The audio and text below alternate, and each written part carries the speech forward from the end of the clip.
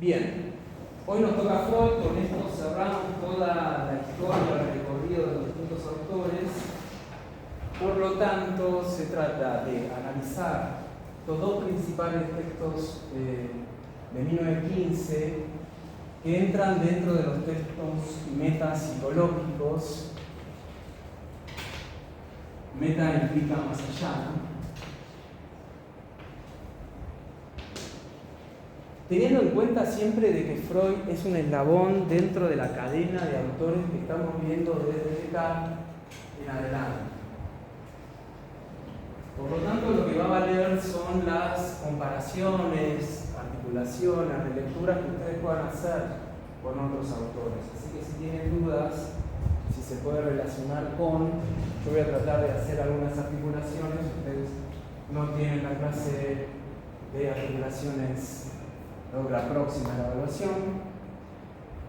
Situémonos entonces en la escena última, la escena vinculada a nuevos términos y a nuevos conceptos, significación, sentido, simbólico, y una palabra que utilizamos mucho que es subjetividad.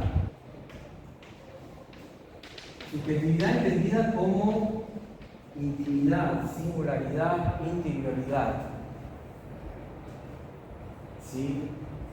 La noción de sujeto a lo largo del programa, si llegaba a ser pertinente, era para los autores de la modernidad que hablaban de un sujeto de conocimiento en torno a un objeto. ¿Sí? La cuestión era cómo conoce la conciencia y en todo caso, qué papel, qué rol cumple lo afectivo en ella. Ahora entramos a una dimensión propiamente dicha de la subjetividad, entendida como una interioridad. Los autores del giro subjetivo, digámoslo así, están dentro de los desenlaces, los autores de psicología contemporánea, donde podemos encontrar a Lewin, Sartre y Freud.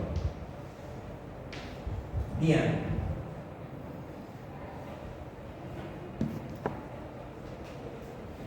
¿Por qué se los puede articular juntos? Forman parte, ellos tres, de todo un movimiento que va a pensar al ser humano en tanto humano, más allá de lo animal.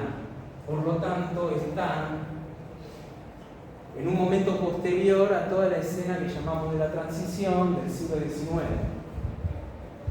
La pregunta por el humano, por lo propio de la subjetividad humana, es la pregunta por la significación y el sentido. Esto lo vamos a ver en los tres autores. El sentido de las valencias, las fuerzas, el campo, establece Lewin, donde la significación está vinculado a las aspiraciones, la meta, la motivación y cómo se reestructura ese campo para lograrlo. En Sartre vamos a tener que situarnos en un escenario donde la significación está vinculada a la conciencia. Todo parte de esa gran distinción que estableció Dilthey, lo vieron en Teóricos, en torno a ciencias naturales y ciencias humanas.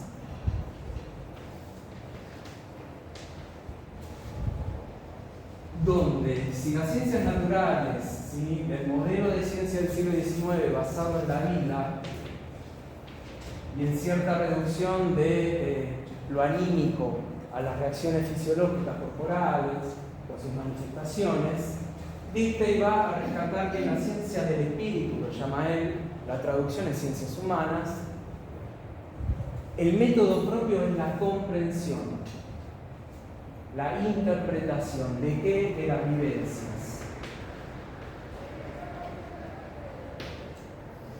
El sentido. ¿Cómo se apropia simbólicamente el sujeto? Dirá entonces Sartre, cómo proyecta su existencia en un mundo de significaciones.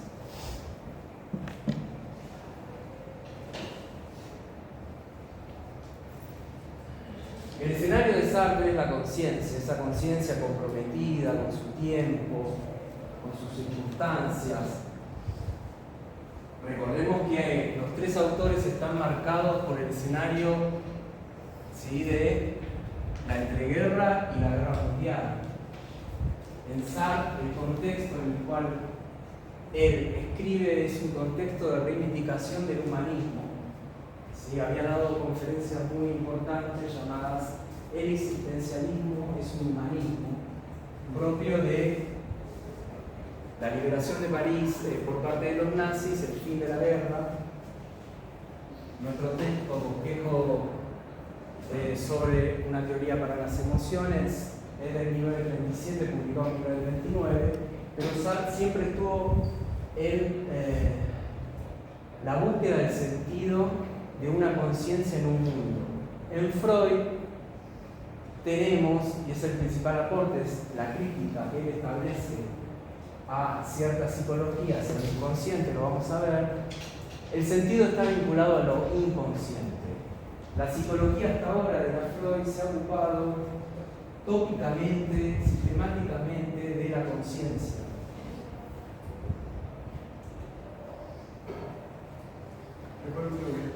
¿Cómo? Y sistemáticamente la psicología abordó lo consciente. El paralelismo psicofísico habla sobre sentimientos conscientes. Freud va a hablar sobre sentimientos inconscientes, que es uno de los apartados del texto que nos toca. Entonces en Freud tenemos que tener la distinción entre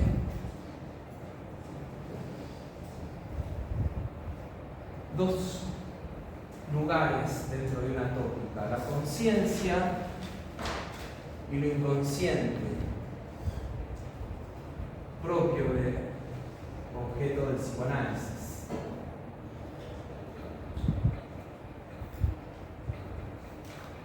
Lo que se revela entonces para la conciencia como un sinsentido, el sueño, el chiste, un sufrimiento que puede transformarse en lo corporal, pero la ciencia no lo puede explicar orgánicamente y uno tampoco entender el porqué, sí tiene sentido desde lo inconsciente. Hay algo que se cruzaron así otros años de la facultad para mencionar, es que al paciente desde una perspectiva psicoanalítica no hay que comprenderlo. Hay algo así como un refrán que se va repitiendo. ¿Por qué? Porque ¿de dónde viene esto en realidad? No viene de Freud, sino de Lacan, que es quien reformula la teoría psicoanalítica a partir de la lingüística. Sostiene que en realidad la comprensión está vinculada a la conciencia. Vos comprendés a un yo, a un otro, intersubjetivo, pero consciente. Eso significa no comprender. ¿Sí? Porque parte de la psiquiatría está vinculada a la comprensión de la vivencia del acontecimiento, ¿sí?, que despertó la enfermedad. El psicoanálisis no puede apuntar a eso, tiene que apuntar al sentido inconsciente. ¿Dónde se manifiesta esto? En el síntoma, en la técnica del chiste, en los sueños, muy bien, fallidos, producciones del inconsciente, el nombre que quedó canonizado así famoso en las formaciones del inconsciente, no es estrictamente de Freud, pero él habla que estas son formaciones psíquicas, ¿sí? Retoños, a llamar, del inconsciente, retoños también de lo reprimido. Y este es un hecho que vamos a tener que hablar. Bien, entonces Freud se ubica dentro de este contexto mirando, digamos, a los dos lados. Por un lado su formación, ¿sí?, de neurólogo, lo acerca siempre al ideal de ciencias naturales, por ejemplo la teoría cuantitativa energética, pero por el otro lado manifiesta toda una lectura y la necesidad de que el psicoanalista también se forme de lo que sería la cultura general, ¿sí?, de la civilización. Él entiende, por ejemplo, los sueños como un algoritmo. Con un algoritmo no, ahora sería como un algoritmo. No, como un jeroglífico, que para mí los algoritmos son como jeroglíficos. Entonces, ahí señala de que esta escritura primitiva, una de las primeras, hay que leerlas no por lo que parecerían representar, sino en relación entre ellas. Un soldado, bien, entonces, por un lado él va hacia, ¿sí?, las producciones de la cultura. Si uno le tiene que explicar a un extraterrestre que es el psicoanálisis, podría decir de que la sexualidad humana, por la cual depende la procreación y supervivencia de la misma especie, está tramada en torno a ficciones. Edipo, narcisismo, ¿qué son? Mitos, ¿sí?, obras de teatro. Esto da la relevancia que tiene el lenguaje en su relación. Hablé de la sexualidad, el concepto que tenemos que ir es al concepto de pulsión. Bien, ¿alguna duda, comentario? Bueno, vamos al texto. Iniciemos el recorrido a partir de el texto Pulsión y destinos de pulsión.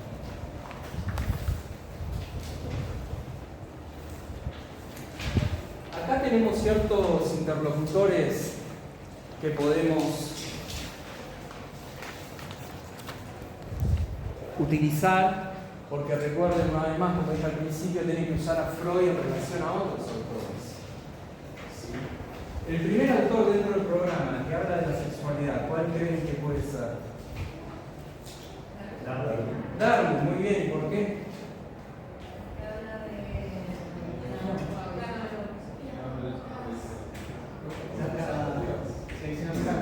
Selección natural, expresión de emoción, instinto, ¿sí?, cómo se va adaptando el individuo al ambiente.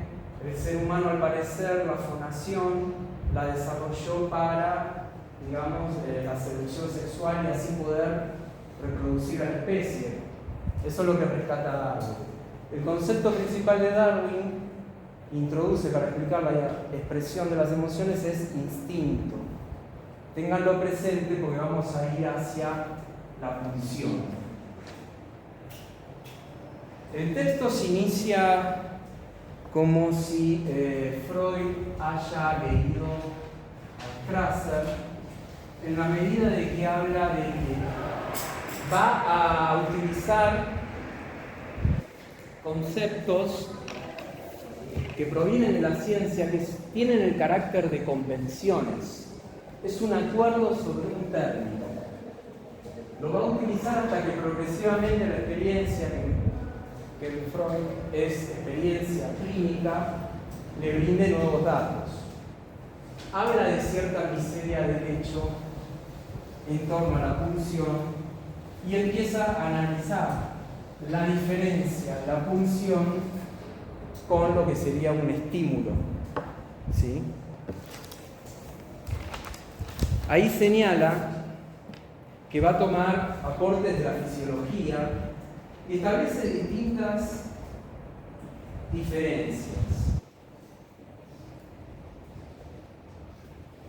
En principio, el estímulo proviene desde afuera del organismo y se puede cancelar este estímulo mediante una descarga hacia afuera, una huida. Y es una fuerza de choque momentáneo. El estímulo aparece de una vez. ¿Eso en qué página está? Está en la página 114. La pulsión, en cambio, es una fuerza constante, es incluso una de las propiedades de la pulsión. Proviene del interior del organismo, y la manera de cancelarla es a partir de la satisfacción. Ahora bien, Freud define a la satisfacción y a la pulsión como una diferencia. La pulsión es la diferencia entre la satisfacción hallada y la buscada. Esta diferencia produce el trabajo constante, el recorrido mismo de la pulsión.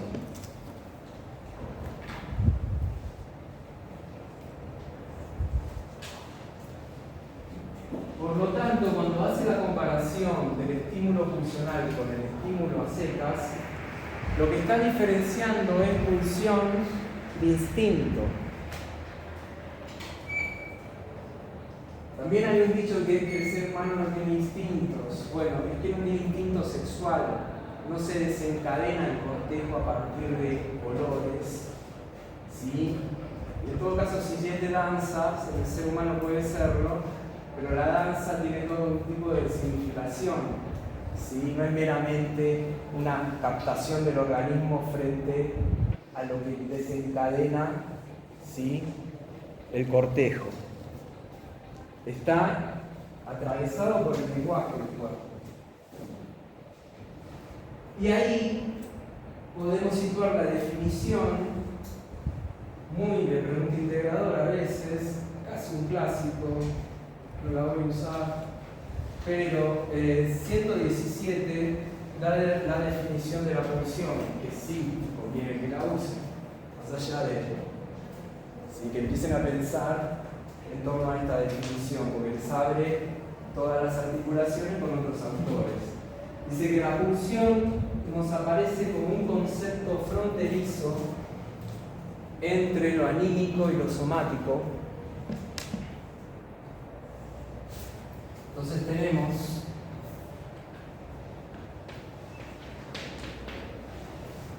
una frontera que por un lado dispone lo somático, lo orgánico, y por el otro lado lo anímico.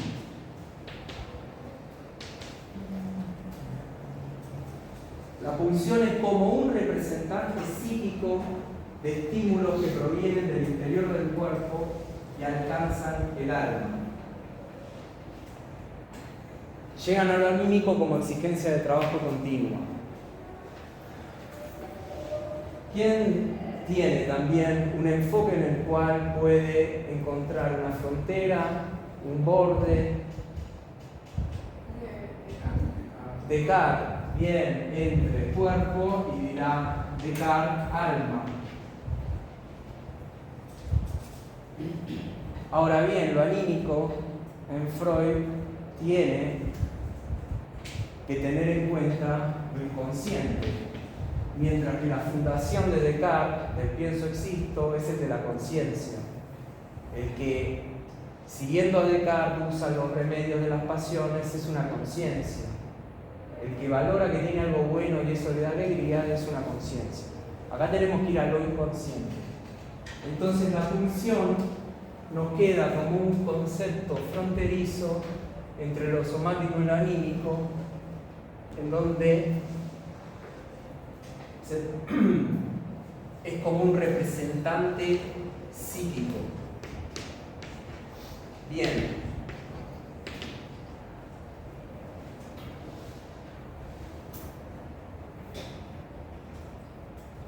Las pasiones también son conciencia, son percepciones. ¿Sí?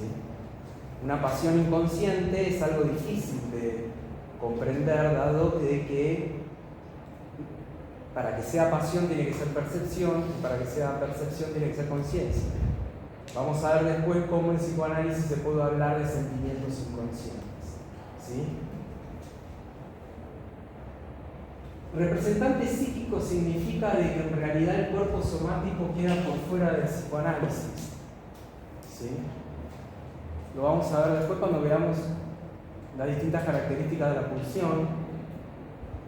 Y representante siempre da la idea de, y representación también de representar, volver a presentar.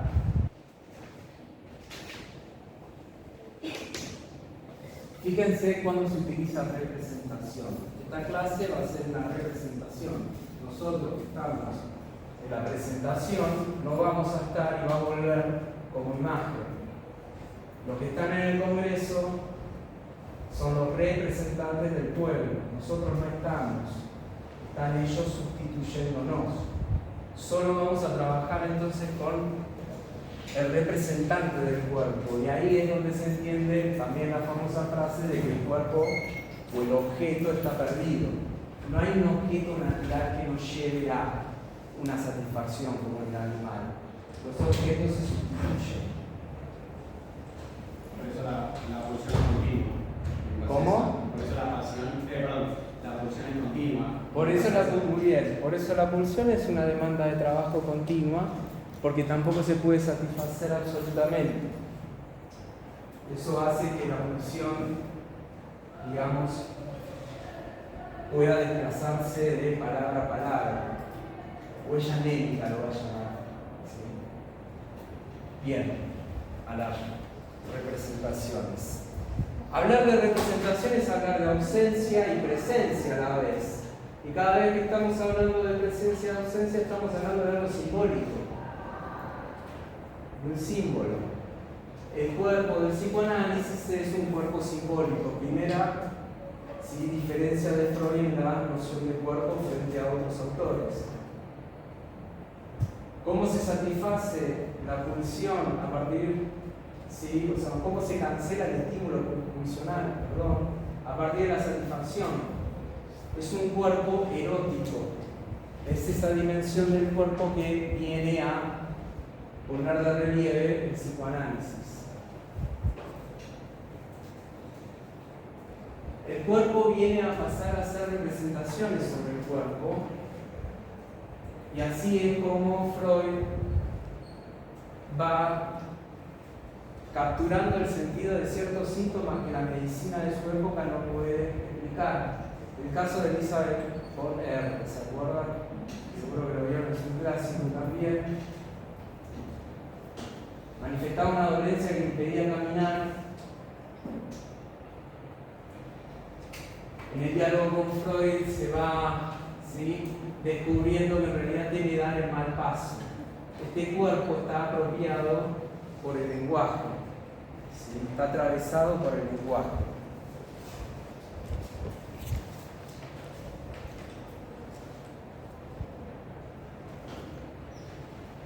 ¿Dudas?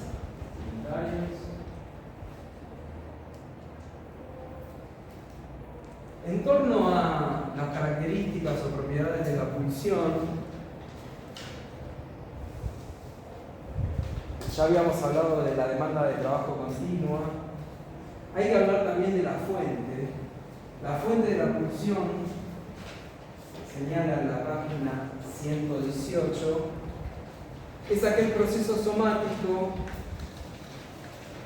cuyo estímulo es representado en la vida anímica por la pulsión.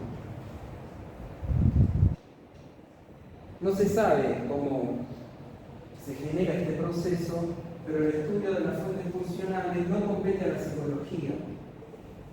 ¿Sí? Esto es una manera de reafirmar de que no va a abordar nada de lo que suceda en el cuerpo orgánico. En torno al objeto se diferencia aún más pulsión e instinto, dado que el objeto de la pulsión es un medio o un fin de satisfacción. El objeto de la pulsión es aquello en o por lo cual se puede alcanzar la meta, que es la satisfacción de la misma. Es lo más variable de la pulsión. Está diciendo de que puede tomar cualquier objeto. No hay uno enlazado biológicamente a ello.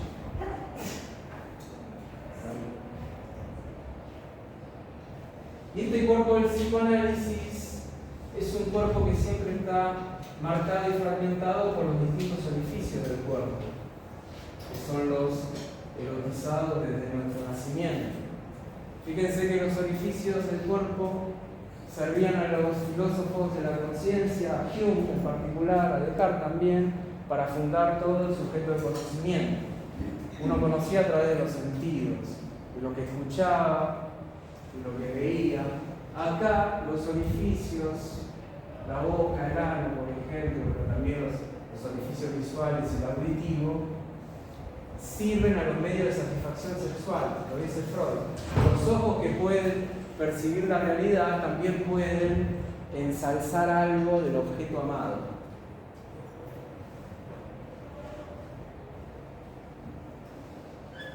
Bien. ¿Dudas? ¿No? Cerraría ahí el texto de pulsiones para articularlo con el otro texto, lo inconsciente.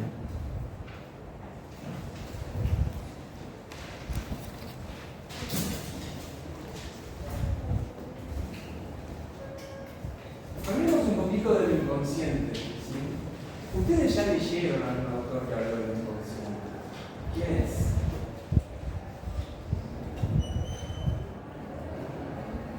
Claro, en la cámara, no quiero fallar. Bien, Ribot, bien por él. Exactamente, Ribot habló que podríamos considerar dentro de las causas externas de la pasión, incluso dentro de la constitución orgánica, aquello vinculado al inconsciente. La emoción es aquello que brota del fondo inconsciente. Pero este inconsciente del que habla Ribot es el inconsciente neuronal, que descubre la neurología a mediados del siglo XIX en torno al más básico y rudimentario de los instintos, que es el arco reflejo. El arco reflejo manifiesta que hay actividad neuronal que no es consciente. De hecho, Ribot lo asimila, divide entre subconsciente e inconsciente, algo que está vinculado a una suerte de instinto animal. La explicación de la pesadilla de los fisiólogos es: tenemos percepciones malas de lo que sucede en nuestro propio cuerpo, una mala digestión, se nos aparecen imágenes de terror. Ahora, la pregunta de Freud, que no discute nada de lo que pasa en el cuerpo, es por qué en la pesadilla, ¿sí? Se te aparece, por ejemplo, un vecino, ¿sí? Que tiene la cara, entre otros, de tu mejor amigo y otro ser investido criminalmente. El sentido de lo que va a buscar en la pesadilla. Lo que se habla del descubrimiento del inconsciente es que tiene un sentido. Pero este sentido usa los medios del lenguaje específicamente poético. Sentido y significación son conceptivos. No, tomémoslo como equivalente. Por más que la significación es consciente, etc. Tomémoslo como equivalente, ¿sí? No compliquemos eso. Lo que sí hay que diferenciar es cuando el sentido es el sentido que le da una conciencia existencialmente a su mundo del sentido inconsciente. No quiero dar el mal paso cifrado en la dolencia que tiene que saber ponerlo, ¿sí? Entonces, ¿dónde está? ¿Cómo? Utiliza medios poéticos, condensación, desplazamiento. En realidad se llama poesía, metáfora y metodología. Pero quedémonos con los términos de Freud. Condensación viene a ser, de alguna manera, aglomeración y sustitución. Desplazamiento, lo vamos a ver que juega un rol importante en el afecto, es la ligazón entre dos términos. Y si opera la condensación y el desplazamiento es porque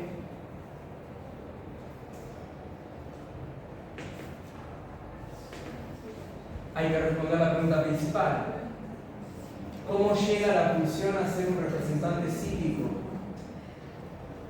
A partir de la represión. Y eso nos lleva al otro texto de la clase de hoy. dice en un texto de 1915 que no entra, pero sirve porque lo cita también, les digo ahora, lo leo. La represión es represión de una representación o un grupo de representaciones investidas desde la pulsión, con un determinado monto de energía psíquica. La represión es lo que instaura la pulsión.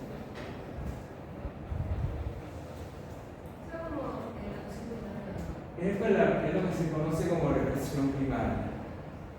Ahora bien, en la represión tenemos que descomponer lo que consideramos que era una sola cosa. En la represión lo que se produce es el divorcio, la separación entre la representación que queda sofocada en el inconsciente, la representación sexual inconciliable, lo llamaba así antes, y por el otro lado, el monto de afecto.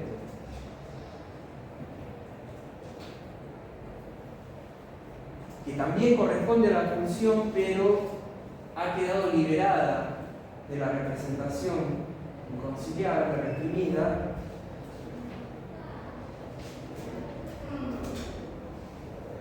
y ha encontrado expresión en otra representación y se manifiesta como afecto. El afecto de esta representación sustitutiva parecería estar desplazado, siguiendo las lógicas que maneja el inconsciente para manifestarse.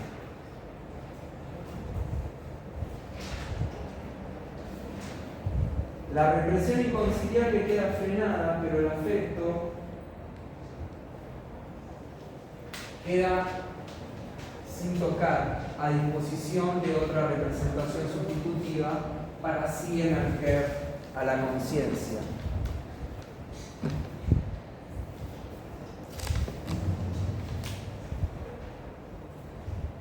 Entonces, la represión está en la definición e instauración misma, si del inconsciente, siendo represión de una representación.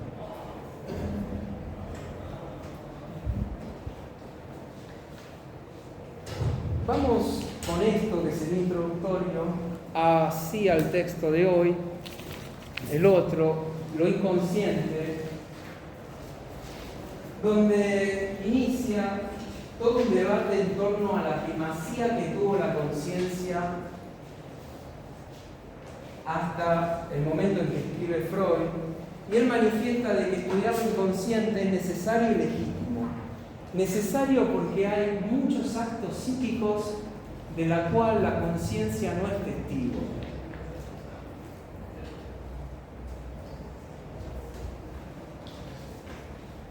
Hay muchos recuerdos latentes, así lo llama, susceptibles de conciencia algunos, más hacia el preconsciente, lo vamos a ver, que hablan que la conciencia no agota todo lo anímico.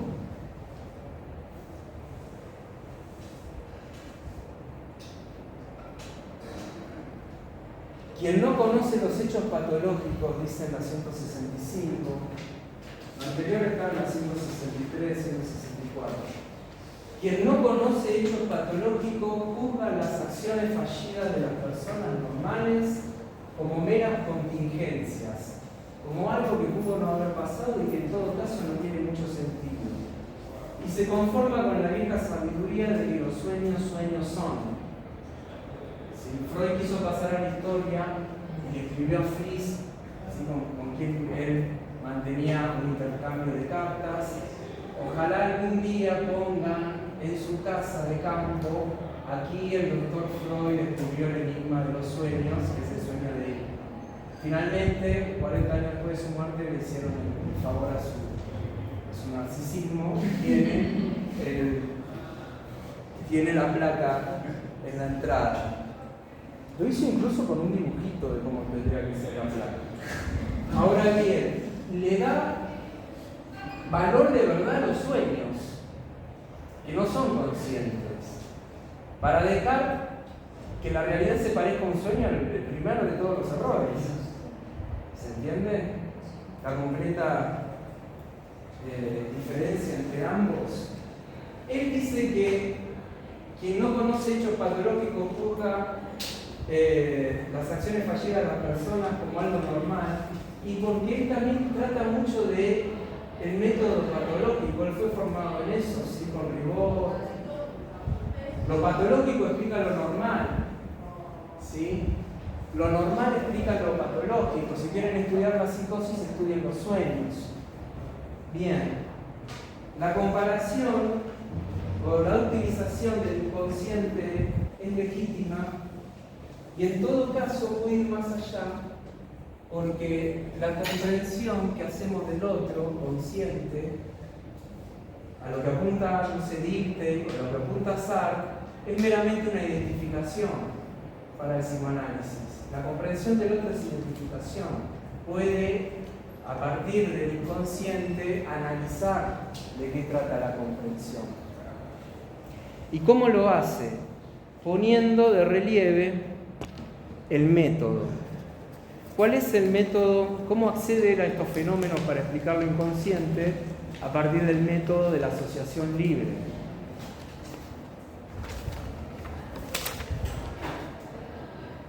La asociación libre está íntimamente vinculada a la represión. ¿Es libre para quién? Para la conciencia. Diga usted lo que quiera, asocie. Es causada para el inconsciente.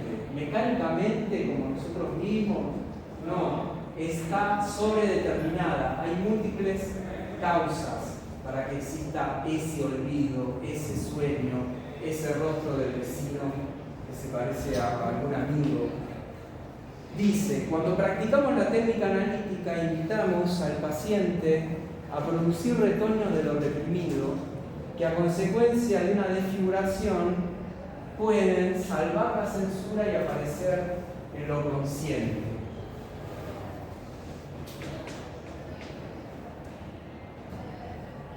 Entonces observamos que el paciente puede tener muchas ocurrencias, puede hablar, ¿sí? Desarrollar todo un relato consciente de lo bueno que soy, lo mucho que me ocupo de los demás, ¿sí?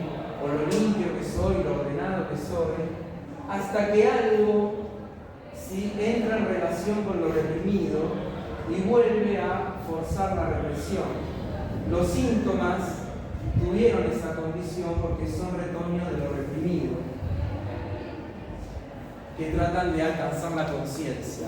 Él señala en el punto 2, en el inconsciente, la multivocidad del inconsciente, o sea, inconsciente hay que abordarlo desde distintas dimensiones, ¿sí? Y él dice que un acto psíquico cualquiera tiene dos estados.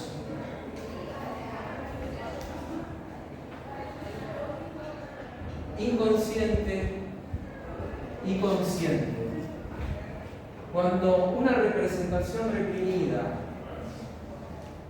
quiere tener acceso a la conciencia, debe sortear la censura.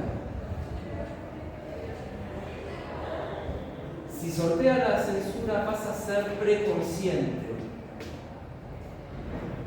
Pasa a ser una representación que podría ser consciente alguna vez. Pero más allá de eso queda lo reprimido primordial. Hay dos movimientos. La conciencia sofoca, expulsa la representación, pero por el otro lado, a partir del enlace asociativo del paciente, las representaciones le permiten, gracias a una atracción, insistencia en el inconsciente, aparecer en este sustituto. Soy limpio y ordenado, así me manifiesto en realidad porque tengo pensamientos sucios, digamos. Mi pulsión, lo inconcebible, ha quedado fijado en su intensidad con lo anal, en este caso. ¿Se entiende cómo es? El sentido es un sentido inconsciente. Y hay distintas dimensiones del inconsciente. Inconsciente descriptivo, ¿qué es el inconsciente? Y son procesos psíquicos que tienen algunas características. Estas características son principalmente que son atemporales, vieron como en los sueños. El otro día un paciente empezó a soñar grande sobre sus primeros años con tanta vividez que empezó a pensar de que quizás es cierto lo que dice, el fin de la vida y el recuerdo de las imágenes. Bien, son atemporales, le iba a señalar entre otras tantas cosas. Luego, hay ausencia de contradicción, como este rostro con dos caras.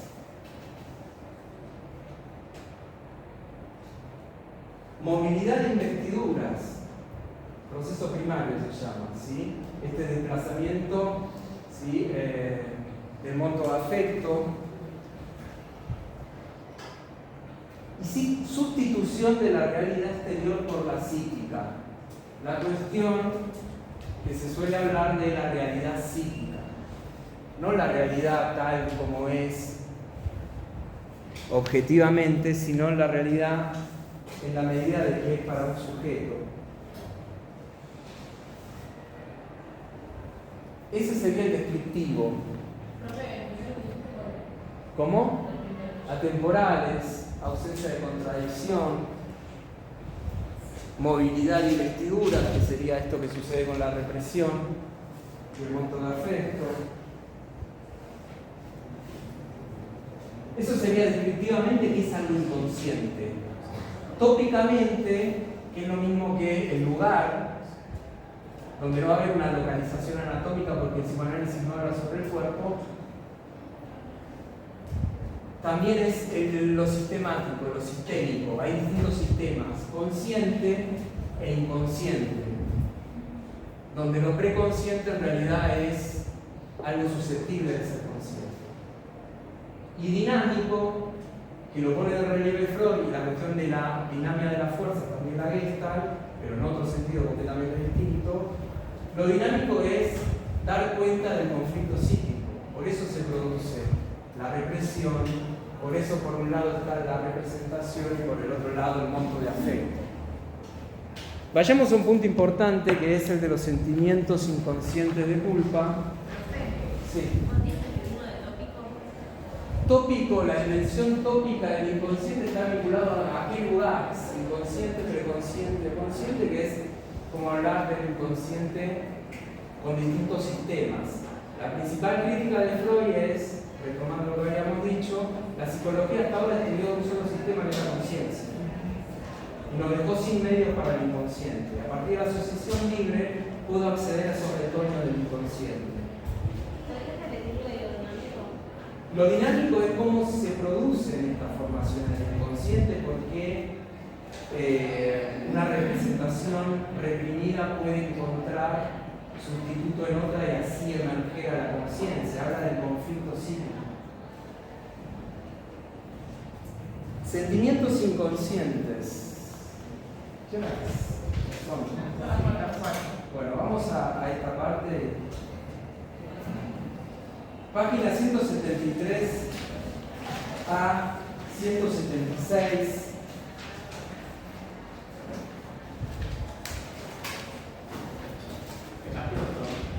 ¿Qué 173 a 176.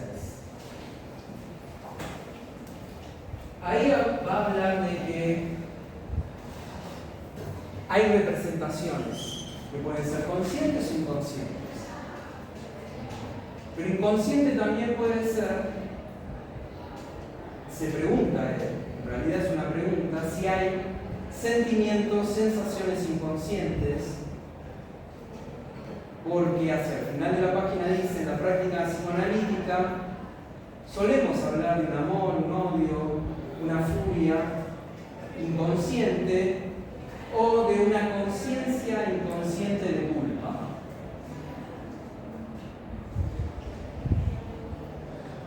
Lo cual le llama una paradoja. Él siempre que escribe sobre conciencia inconsciente de culpa o sentimiento inconsciente de culpa, le surge la primera objeción teórica, que es: si es inconsciente, no lo sentís. ¿Cómo podés tener conciencia de algo que es inconsciente en realidad? Y ahí lo que señala es